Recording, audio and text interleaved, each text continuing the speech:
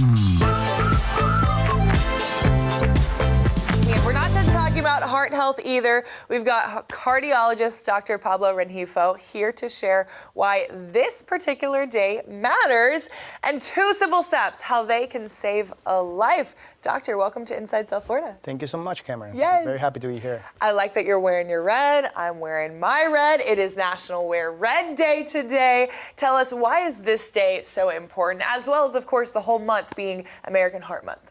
Well, you know, the American Heart Association has done a very big effort into, communicating to the people in communities that it's very important to take care of yourself, especially in the cardiovascular aspects, because it is the #1 way that people actually get in trouble health-wise and actually can die from them. So I think as a cardiologist and also as a guy, because, we have ignored women a lot throughout history in diagnosing cardiovascular disease and acting early for those patients. So I think it's our responsibility as guys to recognize that women are to be taken seriously in this aspect. Almost 40% of women as early as age 20 can start having coronary artery problems. Well, I know it's so important to advocate for our health, and this year, the American Heart Month is really advocating for this hands-only CPR focus from the American Heart Association. So tell us a little bit about this. I think there's 2 steps that come with it too. Well, first of all, you need to recognize that somebody has lost consciousness.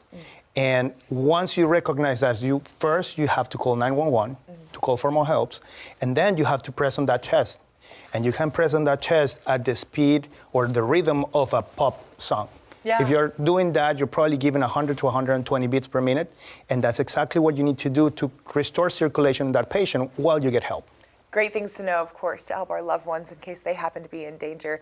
You talked a little bit earlier about the differences between men and women. What is the difference between a heart attack and a cardiac arrest that we hear about? And then are there differences in symptoms between men and women? So, first of all, when you say cardiac arrest, it's the cease of circulation, so the heart's not working. When you're having a heart attack, means the obstruction of a coronary artery. Coronary arteries are the ones that give blood and oxygen to the heart muscle. So that doesn't necessarily translate into cardiac arrest. Cardiac arrest is the one when you have to do CPR. So the difference between men and women, unfortunately, all books were written 100, 150 years ago with the diagnosis or the symptoms of how men experience chest pain. And men are very reproducible how they feel a heart attack. Whereas women can be all over the place. It can be shortness of breath, can be anxiety, can be back pain, chest pain. So it's a little more difficult to make the diagnosis on women. That's why we have to take very seriously when a female patient expresses symptoms, because we are more prompt to miss the opportunity to intervene. Yes, of course, regular checkups, doctor visits, and everything like this can also help in the process as well. And like you said, make sure you know those 2 steps, calling 911 and then performing that hands-only CPR if needed.